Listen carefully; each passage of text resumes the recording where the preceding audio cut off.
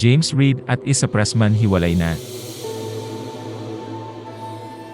Naintriga ang fans, matapos nilang mapansin na tila nag-unfollow ang couple sa isa't isa sa Instagram. Kinumpirma ng couple ang kanilang relasyon noong March pagkatapos nilang dumalo ng magkasama sa concert ni Harry Styles. Sa isang panayam noong September, idineklara ni Reid na siya ay very in love with Pressman, describing her as the sunshine who lights up his day. Nagbukas ang couple tungkol sa mga challenges na kanilang kinaharap sa kanilang relasyon.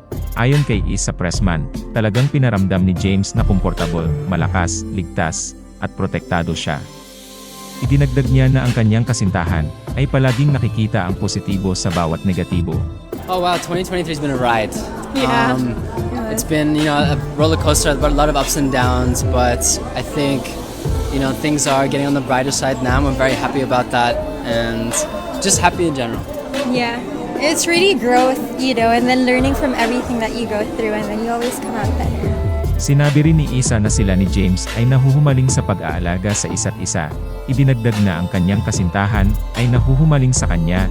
Ibinahagi pa niya na sinisigurado ng kanyang nobyo na tama ang kanyang kalusugan dahil sa kanyang operasyon sa lalamunan, at sinisigurado rin niyang hindi siya masyadong nagsasalita kapag hindi siya dapat. Sinabi naman ni James na mas matatag sila ni Issa kahit ano paman ang pinagdaanan nila sa kanilang relasyon.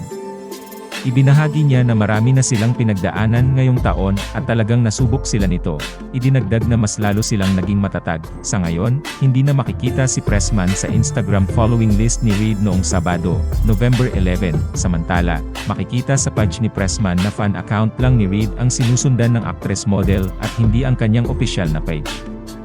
Ang mga eagle-eyed na netizen ay pumunta sa comment section ng mga post ni Reid para tanungin ang aktor-musician kung bakit hindi na sila mutual ni Pressman.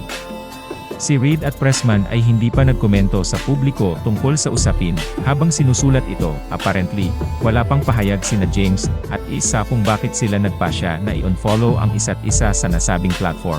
Ang huling post ni James sa IG ay isang clip mula sa isang music video, habang ang huling post ni Issa ay mga larawang kuha mula sa isang birthday celebration.